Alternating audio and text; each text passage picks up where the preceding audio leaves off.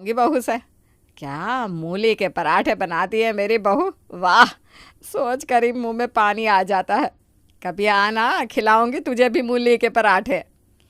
हाँ, आ तो जाऊंगी, पर तू अपना देख, मूली के पराठे बनवा कर खाएगी, फिर उन्हीं स्वादिष्ट मूली के पराठे खाकर बदबूदार गोले भी निकलते हैं।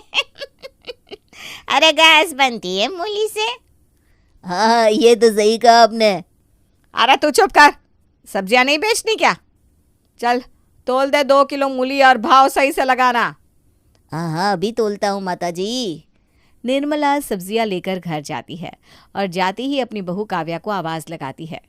बहू, अरे काव्या बहू कहाँ है, जल्दी आ। जी सासू माँ, कहिए। बहू मूली ले आई हूँ, जरा इसे घिसकर पराठे तो बना दे। सासू माँ, पर अभी तो आपने खाना खाया था, फिर ये मूली के पराठे कौन से पेट में खाओगी? अरे 2 घंटे हो गए खाना खाए मुझे, तू मूली के पराठे बना देना, मेरा बड़ा मन कर रहा है। ठीक है सासू माँ, आप कहती हैं तो बना देती हूँ, लेकिन ज़्यादा नहीं बनाऊंगी। अरे तो बना तो सही, और हाँ अजवाइन डालकर बनाना, साथ में पुदीने की चटनी भी। काव्या रसोई में मेहनत करके सास के लिए मूली के पराठे तैयार कर देती है और कुछ ही देर में उसे खाने को देती है। तभी उसके ससुर मनोहर जी भी वहाँ आ जाते हैं। क्या बात है, इस समय कौन से पराठे खाए जा रहे हैं? आपको भी ना मेरे खाने के समय ही टपकना होता है। अब आ गए हैं तो मेरे खाने पर आंख मत लगाइएगा। हाँ, ला बहू पराठे ला। फिर मूली के पराठे?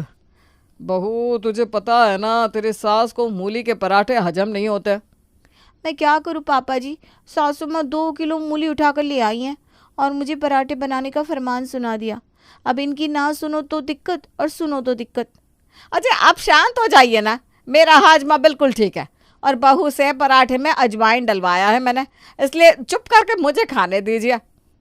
निर्मला दोनों को चुप कराकर मूली के पराठे खाने लगती है और कुछ ही देर में 5 पराठे खाकर एक डकार लेती है। ओह, वाह जी वाह, आज तो मज़ा आ गया। मूली के पराठे की बात ही अलग है जी।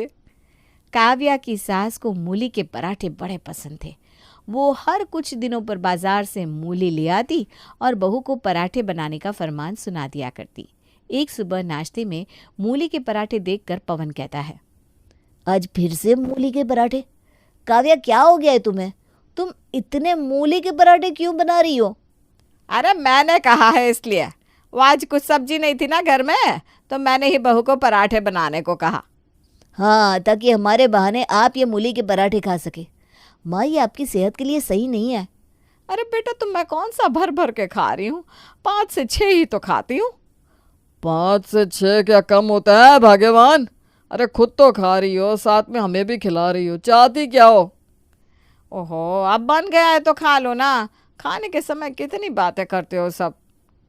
सभी को वो मूली के पराठे खाने पड़ते हैं। कुछ ही देर में मूली के पराठे अपना कमाल दिखाते हैं और निर्मला के पेट में गैस बनने लगती है।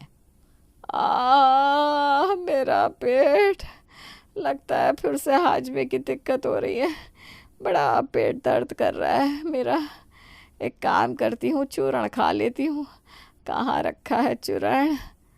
अब निर्मला पेट पकड़े चूरण लेने के लिए कमरे की तरफ जा रही थी, तभी वो एक बदबूदार पात छोड़ देती है, जिसकी बदबू से वहां से गुजर रही उसकी बहू काव्या नाक बंद कर लेती है। हाय हाय, इतनी गंदी बदबू कहाँ से आ रही है? अब हाँ बहू, बहुत गंदी बदबू आ रही है। लगता है घर में कोई चूहा मर गया है। चूहा? पर अपने घर में तो चूहा है ही नहीं सासू माँ। अरे कैसी बात कर रही है बहू, कल ही ना मैंने एक मोटा चूहा देखा था। उसी समय निर्मला 2-3 बार पाद मार देती है, जिसके बाद तो जैसे उसकी बोलती ही बंद हो जाती है। वाह सासू माँ, अपने बम के गोलों की बदबू को चूहे मारने की बदबू बता रही हैं। कहा था ना मत खाइए मूली के पराठे, अब देखा कितनी गैस बन रही है। अरे बहू, पराठे खा लिए तो वो वापस तो नहीं आ सकते ना, तू मुझे गैस वाला चूरन ला कर दे दे, फिलहाल आया मेरा पेट। हाँ अभी लाती हूँ, रुकी सासू माँ, अभी लाती हूँ। काव्या अपनी नाक बंद करके अपनी सास को गैस का चूरण लाकर देती है, जिसे खाने के कुछ देर बाद निर्मला को थोड़ा आराम महसूस होता है। ऐसे ही कुछ समय बीतता है और लाख मना करने के बाद भी निर्मला फिर से मूली के पराठे खाती है, जिसके कारण शाम के समय उसके पेट में फिर से गैस बनती है और उसे बहुत दर्द होता है। उसे डॉक्टर के पास ले जाना पड़ता है। देखिए निर्मला जी, बार बार गैस बनने के कारण आपके पेट में तेज़ दर्द हो रहा है, इसलिए बेहतर होगा कि आप तला भुना और मसालेदार खाना ना खाएं, परहेज़ करें। डॉक्टर साहब, मैं तो कितना समझाता हूँ, पर यह है कि इतनी चटोरी के बिना मूली के पराठे खाए मानती नहीं। देखिए, अगर नहीं मानेगी तो उनकी सेहत के लिए बुरा होगा, इसलिए खाने पीने पर थोड़ा ध्यान दें। महीने 2 महीने में एक बार ठीक है, लेकिन उससे ज़्यादा नहीं। अब डॉक्टर के समझाने के बाद निर्मला कुछ दिन तक तो परहेज करती है, लेकिन भला कब तक उसकी चटोरी जुबान रुकती। एक रोज़ निर्मला किसी को पता ना चले इसलिए अपनी पड़ोसन के घर जाकर मूली के पराठे खाती है, लेकिन उसकी बहू भी कुछ कम नहीं। वो खिड़की से सब देख लेती है और जाकर अपने ससुर को बता देती है। बहू, तेरी सास ऐसे नहीं सुधरने वाली, इसका इलाज तो अब मुझे ही करना होगा। पर वो कैसे पापा जी? अब क्या है, अगली सुबह मनोहर के कहने पर काव्या नाश्ते में सभी के लिए अलग खाना बनाती है और मनोहर के लिए वो मूली के परोठे परोसती है। मूली के पराठे? अरे बहू, तू इन्हें क्यों परोस रही है?